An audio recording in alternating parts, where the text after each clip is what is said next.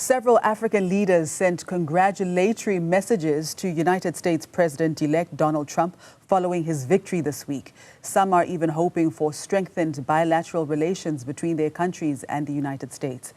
Zimbabwean President Emmerson Mnangagwa's message extended an olive branch, stating that Zimbabwe is ready to mend fences with Washington.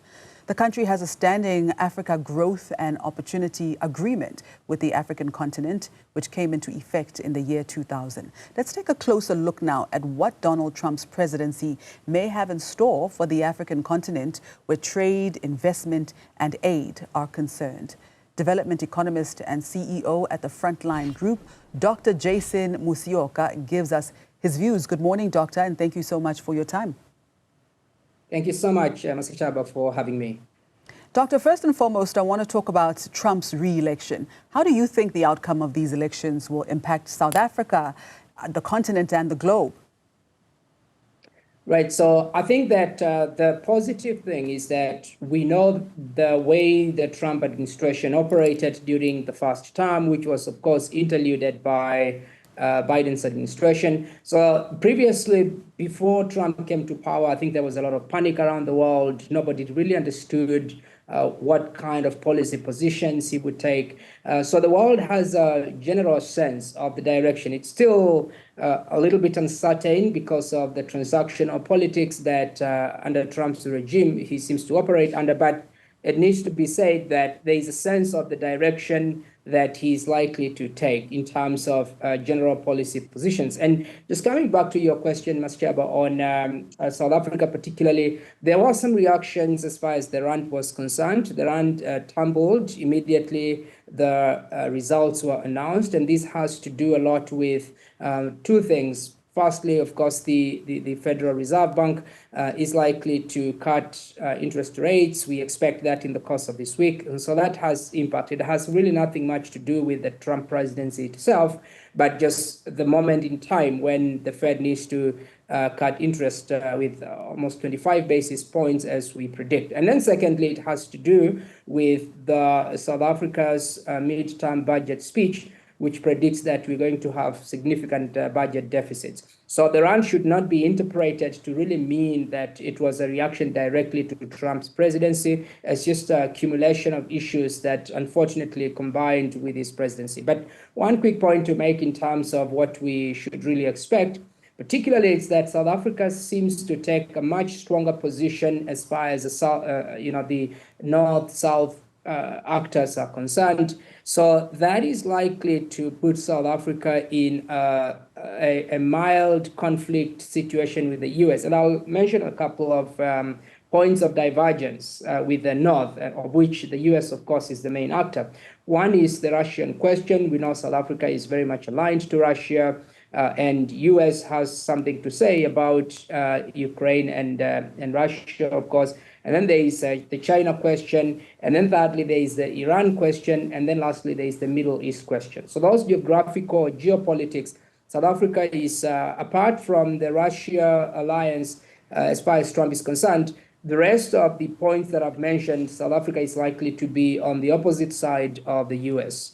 All right. And Doctor, I'd love to hear your thoughts on Donald Trump's immigration policy, particularly his prioritization of mass deportation. Now, do you think this approach will achieve its intended goals? And what potential consequences do you foresee for the global community? So I think that we are in a very interesting moment in history of a couple of major global trends. And one of it is migration. And it's not just migration to the U.S. We've seen migration in Europe. We know migration in Northern Africa as well, and in our own continent. So the world is in that moment of this is a migration moment.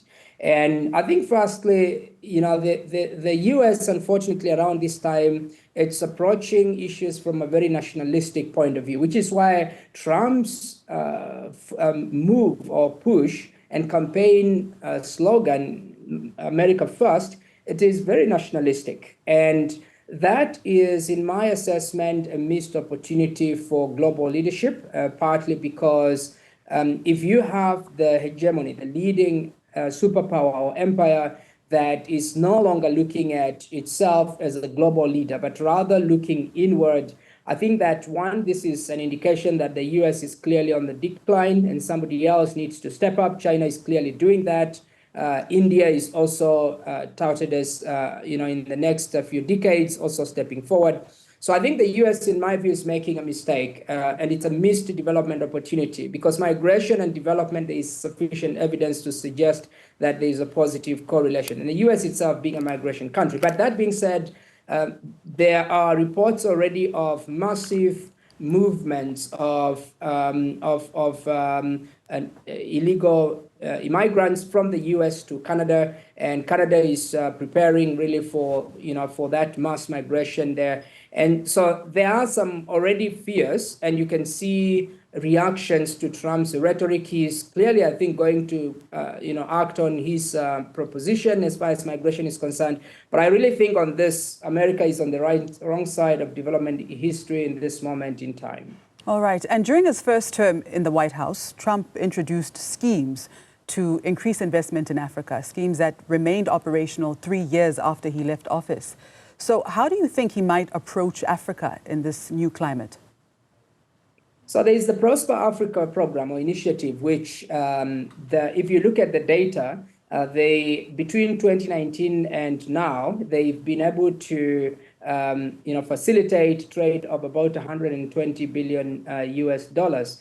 But while that sounds good on paper, you just have to juxtapose it with how much trade has occurred between Africa and China during the same period. And surprisingly, while the whole of those years from 2019 to date, we're talking about 120 billion, for China, it is going to, this year actually, it was about 260 billion US dollars, just 1 year. That is to say that while the initiative was, in my view, I think it was a way of trying at least not to be left behind, but because the major global actors are playing their geopolitics and proxy sort of conflict, really Cold War II, as I have consistently said, and as Neil Ferguson also indicates. So I think that the intention was to try and see how US can counter China in Africa, but it's really a drop of water in the ocean if you compare with the kind of trade that China is doing. Nevertheless, it's a positive, but it needs to be looked into comparison with China. And Doctor, how do you think Trump's immigration policies will impact the food industry, particularly in terms of labor and food production? So that is one of the U.S. has largely been driven by, particularly cheap labor from Mexicans and Latinos and so on. And so you've had a lot of, and that is the case everywhere, including now on continent where we have surplus of labor force. And any economy that really needs to grow, you have to have China's growth between 1950s to date has also been largely driven by affordability of labor. So if you deport or you do not have cheap labor, as now is the fears in the US, you run into risk of high wages, businesses make less profits, and they are likely to pay less taxes, and the cyclical pattern continues. They employ lesser people. So if you look at the whole economic logic of getting rid of cheap labor, that has impact. This is not to say that illegal migration must be, it should be given a blank check, but it is to suggest that it needs to be examined in the context of economic model, which has proven that you need to have some form of cheap labor for you to be able to drive industrialization. What are the current trends and opportunities for South African businesses looking to export to the US?